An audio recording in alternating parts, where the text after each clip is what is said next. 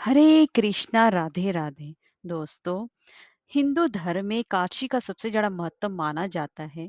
पर मार्गशीर्ष मास में शुक्ल पक्ष की एकादशी को मोक्ष एकादशी के नाम से जाना जाता है। और इसका व्रत करने से न केवल पितरों को मोक्ष की प्राप्ति होती है, बल्कि मनुष्य की सभी मनोकामनाएं भी पूर्ण होती हैं। और इसी दिन ही भगवान श्री कृष्ण जी ने कुरुक्षेत्र में अर्जुन का मोह भंग करने के लिए गीता का उपदेश दिया था। और इसी दिन गीता जयंती भी मनाई जाती है। और इस दिन व्रत रखने के साथ साथ व्रत कथा सुनने का भी विधान है। तो दोस्तों, आज की मैं आपको इस वीडियो में मोक्षदा एकादशी व्रत कथा, गीता जयंती व्रत कथा श्रवण करवाने जा रही हूँ। तो चलिए वीडियो शुरू करते हैं। दोस्तों, अगर आपको हमारी ये वीडियो अच्छी लगी हो तो लाइक शेयर और सब्सक्राइब करना ना भूलें। और कमेंट बॉक्स में जय श्री हरि अवश्य लिखें। तो चलिए वीडियो शुरू करते हैं। एक बार धर्मराज युधिष्ठिर जी कहने लगे कि हे कृष्ण भगवान, मैंने मार्गशीर्ष कृष्ण पक्ष की एकादशी अर्थात उत्पन्ना एकादशी का विस्तार पूर्वक वर्णन सुना। अब आप कृपा करके मुझे मार्गशीर्ष मास के शुक्ल पक्ष की एकादशी के विषय में भी सुनाइए।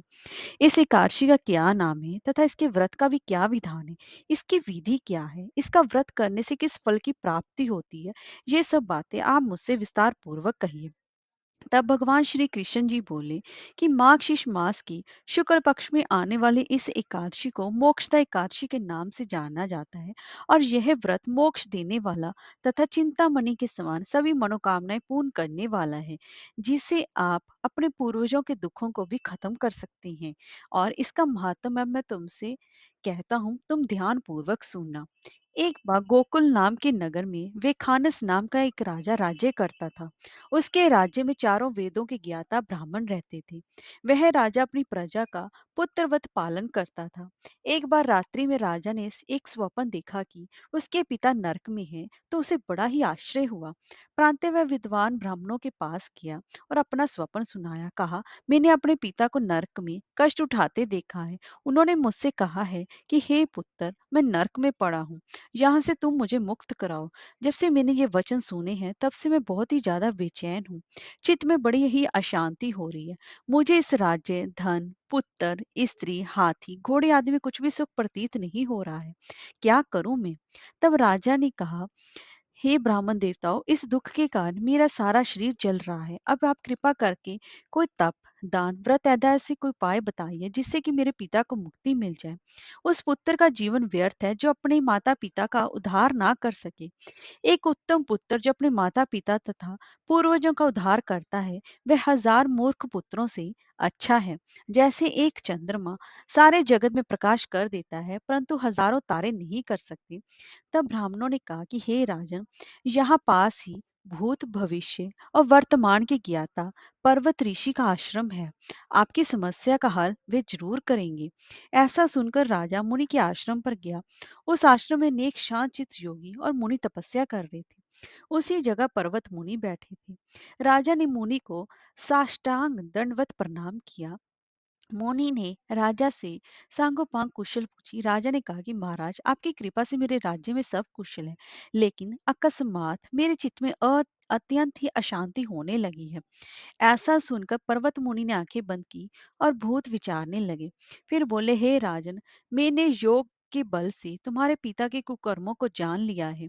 उन्होंने पूर्व जन्म में कामातुर होकर एक पत्नी को रति दी, किंतु सौत के कहने पर दूसरी पत्नी को ऋतु दान मांगने पर भी नहीं दिया। उसी पाप करने के कारण तुम्हारे पिता को नरक में जाना पड़ा। तब राजा ने कहा कि इसका कोई उपाय बताइए। मुनि बोले, हे राजन, आप मार्गशीर्ष एकादशी का उपवास करें और उस उपवास के पुण्य को अपने पिता को संकल्प करके दे। इसके प्रभाव से आपके पिता की अवश्य ही नरक से मुक्ति होगी। मुनि के ये वचन सुनकर राजा महल में आया और मुनि के कहने अनुसार कुटुंब सहित मोक्षदा एकादशी का व्रत किया। इसके उपवास का पुण्य उसने अपने पिता को अर्पण कर दिया।